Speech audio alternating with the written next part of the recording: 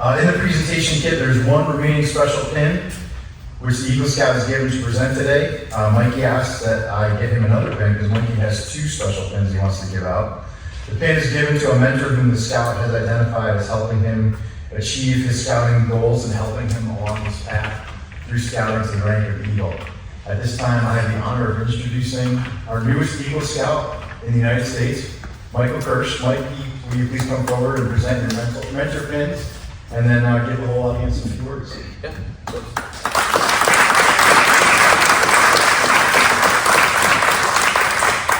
Alright, cool. First off, I'd like to thank everyone for making it today.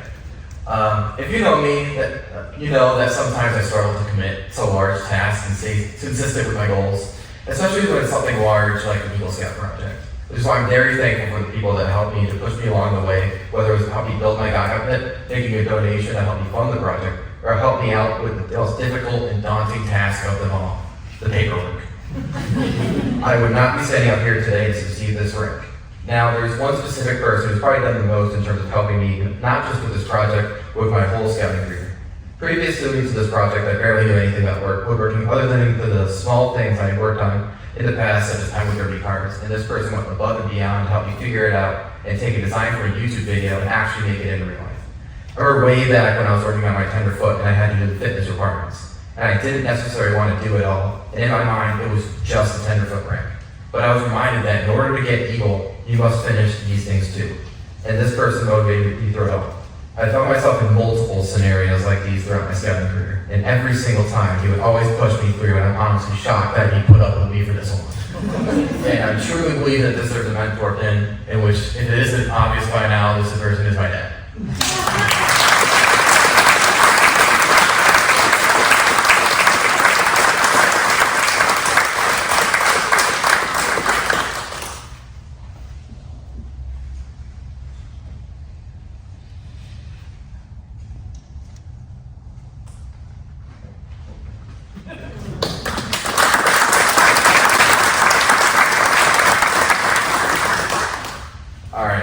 Now, I've been here for a while. I've been scouting the past 12 years of my life, and I sat through a lot of Eagle Corps honors throughout my time.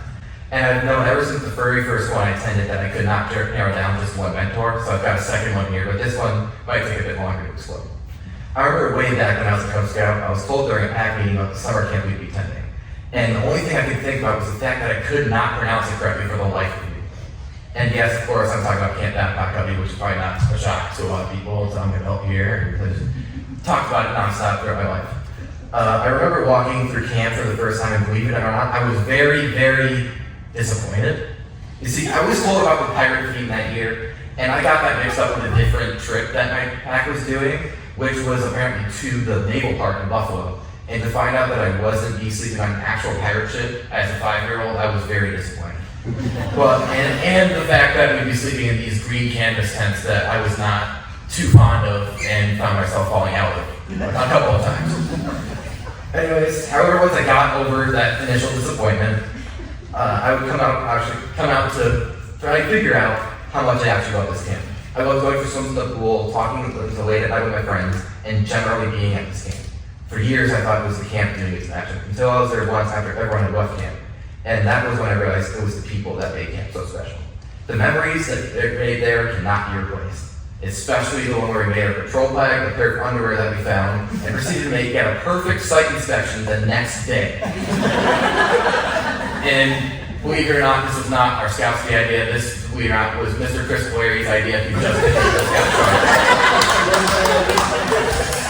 And I remember my mom being furious at the fact that I also proceeded to make a YouTube video about it, and she came marching from the campground next door, journey to take it down, and it has been taken down, but if you had the pleasure of seeing it, it's definitely something. We do have pictures of it, yeah. The staff made camp truly remarkable, and I'm very grateful to have experienced it while I was still around, even if I did get the opportunity to staff myself. As some of you may know, I tried to save camp with that one position years ago, but it did come up unsuccessful and Hubby was sold, and I thought that was it. Hubby was one of the biggest things motivating me through my scouting career, and meant so much to me.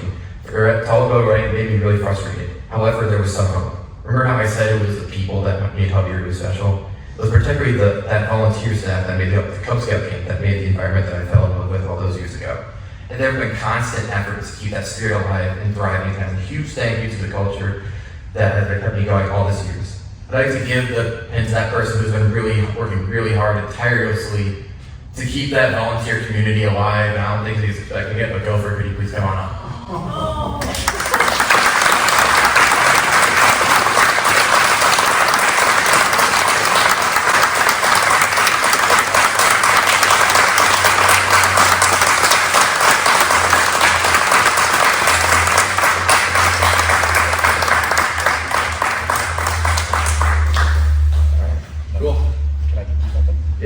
Okay, so it's amazing. I can't believe that it's like, oh, he got me good. But I'm going to get him right back because he is one of the legends, one of the original legends. And most of the crew is here today. And so today for you, this is a small vial that contains ashes from every fire pit at Hubby. And this is for you because I know how much you love that camp, just like we all do. And you have definitely lived up to that culture. You are a Hubby legend.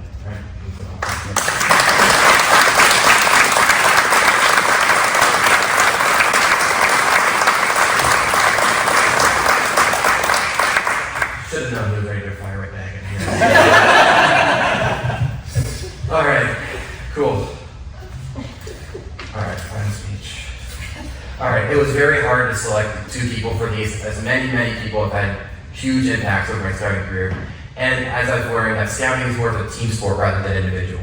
In fact, I'm able to look around this entire room and say how each and every person contributed in one way or another in my journey towards getting the rank of Eagle Scout. So for that, let's get a quick round of applause.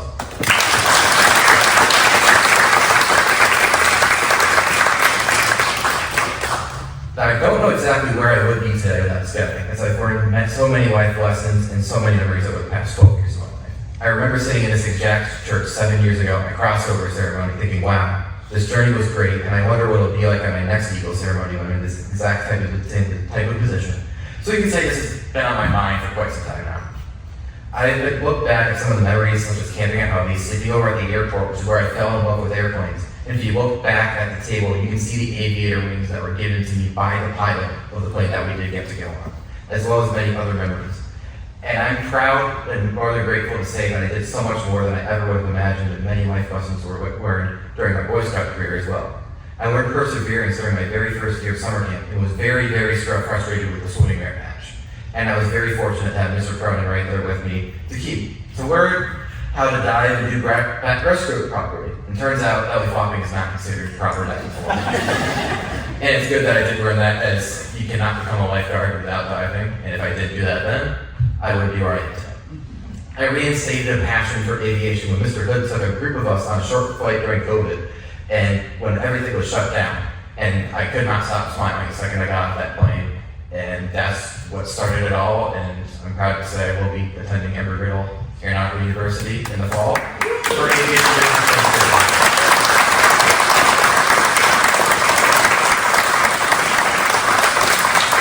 And without those experiences at the airport and the airplanes and my learned passion for creativity through doing skits and other projects throughout the years, I would not have been able to select this degree at all. So I'm more than grateful. I also learned I had the privilege to attend not one but 2 different Hattie Venture bases. I learned how to sail at CA St. Thomas, and I got to attend the 2023 National Jamboree at the Summit XL Reserve in West Virginia.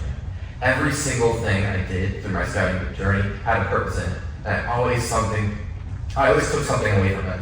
And for that, I am forever grateful how this program has truly shaped what I am today. Thank you.